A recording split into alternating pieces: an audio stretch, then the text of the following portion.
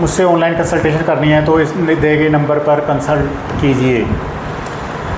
आज हम hypertension, high blood pressure एक अत्यंत गंभीर और वैश्विक स्वास्थ्य समस्या है जिसे अक्सर साइलेंट किलर कहा जाता है। ऐसा इसलिए क्योंकि इसके शुरुआती चरणों में आमतौर पर कोई स्पष्ट लक्षण नहीं दिखाई देते, लेकिन यदि इसका समय पर इलाज ना किया जाए तो यह शरीर के महत्वपूर्ण अंग जैसे हृदय, मस्तिष्क, किडनी और आँखों को गंभीर नुकसान पहुंचा सकता है। नंबर 1, हाइपरटेंशन क्या है? हाइपरटेंशन वह बल या दबाव है जो रक्त धमनियों के दबाव पर बहते समय लगता है। हमारा हृदय पूरे शरीर में ऑक्सीजन और पौष्टिक तत्वों की आपूर्ति के लिए रक्त को पंप करता है। जब यह दबाव सामान्य सीमा से अधिक हो जाता है तो इसे रक्त की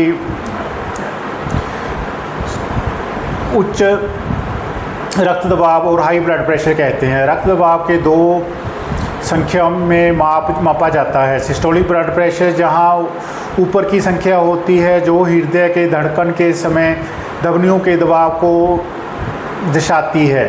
डायस्टोलिक ब्लड प्रेशर यह नीचे की संख्या होती है जो दो धड़कनों के बीच हृदय के आराम करने के समय धमनियों को में दबाव को दर्शाती है। इसे मिलीमीटर मरकरी के व्यक्त किया जाता है। रक्तचाप का विवरण सामान्य 120 से 80 तक मिलीमीटर मरकरी से कम नॉर्मल होता है। बढ़ा हुआ 120 से 129 मिलीमीटर मरकरी और डायस्टोलिक 80 मिलीमीटर मरकरी से कम। स्टेज 1 हाइपरटेंशन जिसमें सिस्टोलिक 130 से 139 मिलीमीटर मरकरी या डायस्टोलिक 80 से 90 millimetre mercury. Stage 2 hypertension systolic 140 या उससे अधिक, डायस्टोलिक 90 या उससे अधिक। इमरजेंसी सिचुएशन 180 और 120 मिलीमीटर से अधिक। इस स्थिति में तुरंत आपातकालीन चिकित्सा की आवश्यक होती है। आपातकालीन चिकित्सा की आवश्यकता होती है। नंबर 2, उच्च रक्तचाप के प्रकार। हाइपरटेंशन को मुख्य रूप से 2 श्रेणियों में विभाजित किया जाता है, प्राइमरी और एसेंशियल हाइपरटेंशन।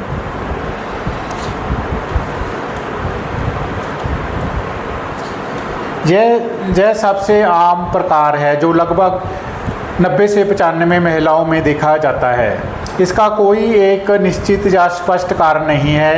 यह धीरे धीरे कम वर्ष में विकसित होता है और इसके पीछे जेनेटिक्स,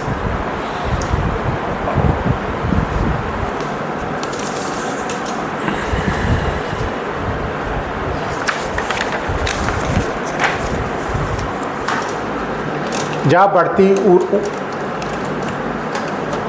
बढ़ती उम्र और जीवन शैली से जुड़ा कारण होते हैं। सेकेंडरी हाइपरटेंशन यह प्रकार किसी अन्य अतिरिक्त बीमारी या कारण की वजह से होता है। यह अचानक विकसित होता है और प्राइमरी हाइपरटेंशन की तुलना में इसमें रक्तचाप अधिक बढ़ जाता है। इसके मुख्य कारणों में लक्षण है किडनी की बीमारी, थायराइड की समस्या, एड्रीनल ग्लैंड की समस्या, नींद में सांस रुकना जैसे गर्भधारक गोलियां, दर्द दवाइयाँ आदि। नंबर 3, उच्च रक्तचाप के मुख्य कारण और जोखिम कारण। हाइपरटेंशन के विकास में कई कारण भूमिका निभाते हैं। उनमें 2 भागों में बांटा जा सकता है। यह कारण जिन्हें बदला नहीं जा सकता और वो जिन्हें बदला जा सकता है। जिन्हें बदला नहीं जा सकता, उम्र बढ़ने के साथ धमनियाँ सख्त होने लगती हैं जिससे रक्तचाप बढ़ने का खतरा बढ़ जाता है। आमतौर पर 64 साल से अधिक आयु के पुरुष और 65 साल से अधिक की आयु की महिलाओं में यह अधिक देखा जाता है। फैमिली हिस्ट्री, यदि माता पिता और परिवार के किसी को उच्च रक्तचाप है तो बच्चों में इसकी खतरा काफ़ी बढ़ जाता है। जीवन शैली से जुड़े कारण, अस्वस्थ आहार, भोजन में नमक का अधिक सेवन पानी को शरीर में रोक कर रखता है, जिसके रक्त का आयतन और दबाव बढ़ जाता है। इसके अलावा सैचुरेटेड फैट और फास्ट फूड का अधिक सेवन करना भी जिम्मेवार है। शारीरिक निश्चितता, व्यायाम न करने से वजन बढ़ता है और हृदय को कार्य क्षमता प्रभावित होती है। इससे धमनियों पर दबाव बढ़ता है। मोटापा, अधिक वजन होने पर शरीर के ऊतकों के ऑक्सीजन और पोषण तत्व पहुंचाने में हृदय को अधिक पंप करना पड़ता है और इससे धमनियों पर दबाव पड़ता है। तंबाकू और धूम्रपान करने से धमनियों की दीवारों को नुकसान पहुंचता है और सिकुड़ जाती हैं, जिससे रक्तचाप तुरंत और गतिशील रूप से बढ़ जाता है।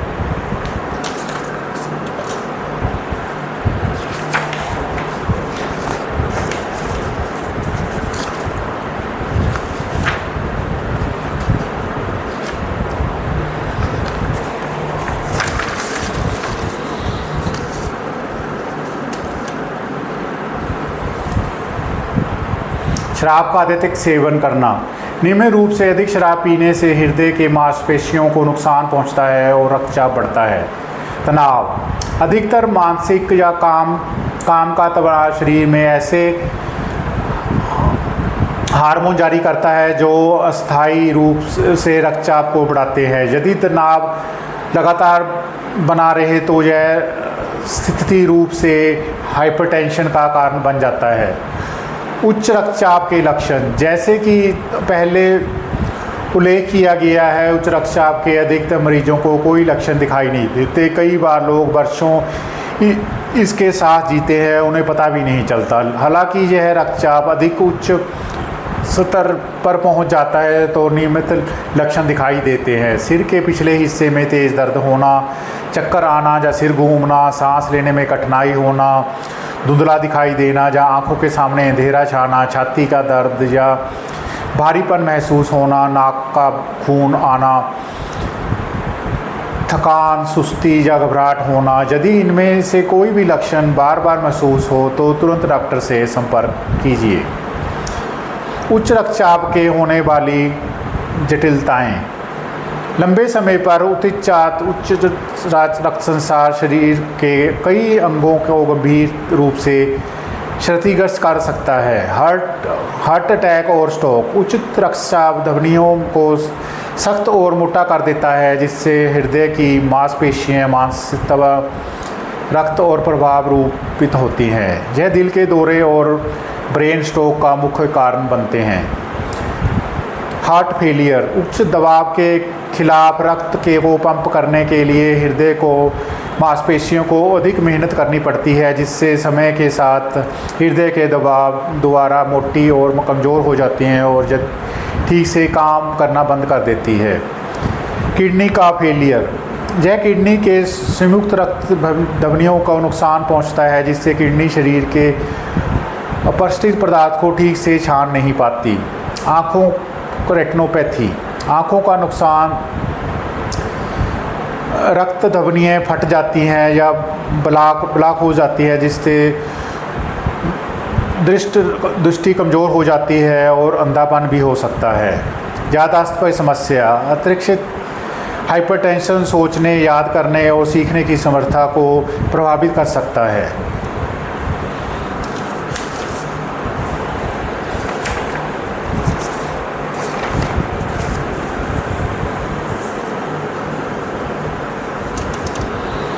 अगर आपने कोई भी हाई ब्लड प्रेशर से संबंधित मुझसे बात पूछनी है तो इस दिए गए नंबर पर कॉल करें, ऑनलाइन कंसल्टेशन बुक करें।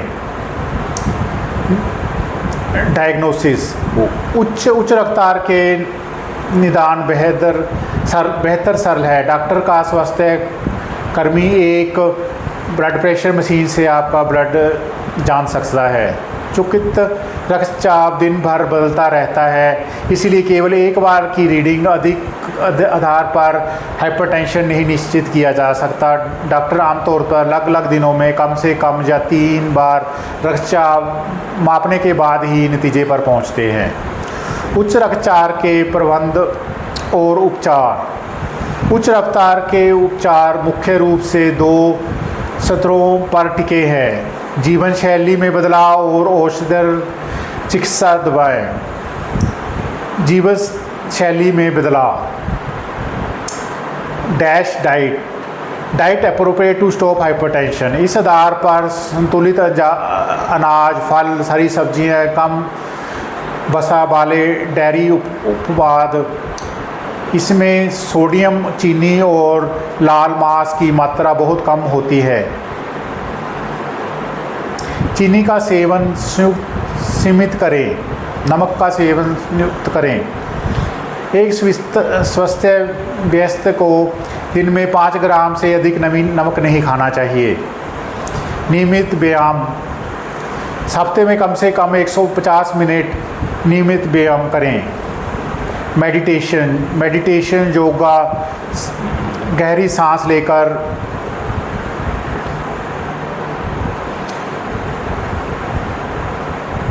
व्यसनों से दूरी। धूम्रपान पूरी तरह छोड़ दें और शराब का सेवन बंद और समाप्त करें। Medical treatment. यदि जीवन शैली के बदलाव से ब्लड प्रेशर कंट्रोल नहीं होता तो डॉक्टर की सलाह लें। इसमें डॉक्टर की दवाएं हैं डाययूरेटिक्स, ये शरीर के अतिरिक्त पानी और सोडियम को पेशाब से बाहर निकाल देती है। एस इनहिबिटर और ARBs, ये रक्त धमनियों को आराम पहुंचाती है और उन्हें फैलाते हैं।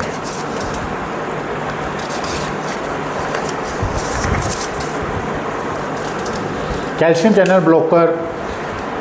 ब्लॉकर ये धमनियों की मांसपेशियों को शीलित करता है। बीटा ब्लॉकर ये हृदय की गति को धीमित करता है और कार्यभार को कम करता है। महत्वपूर्ण नोट: डॉक्टर की सलाह के बिना कभी भी दवाई ना लें। इसको बदलना हो तो डॉक्टर की सलाह लें। उच्च रक्तचाप एक दीर्घ काल्पनिक स्थिति है, इसे पूरी तरह से ठीक नहीं किया जा सकता, लेकिन इससे सही खान पान, जीवन शैली, नियमित दवा के माध्यम से पूरी तरह नियंत्रित में रखा जा सकता है। स्लेट कलर से बचने के सबसे अधिक 18 वर्ष की आयु के बाद हर व्यक्ति को साल में कम से कम 1 बार रक्तचाप की जांच करानी चाहिए और चिकित्सक से सलाह लेनी चाहिए। अगर ज़रूरत पड़े तो दवाएं लेनी चाहिए। मैं हूं डॉक्टर विशाल गोयल, MBBS। मुझे 23 साल का एक्सपीरियंस है। अगर आपने कोई भी ब्लड प्रेशर के रिगार्डिंग या शुगर के रिगार्डिंग सलाह लेनी है तो दिए गए नंबर पर कॉल करें और ऑनलाइन कंसल्टेशन बुक करें। धन्यवाद।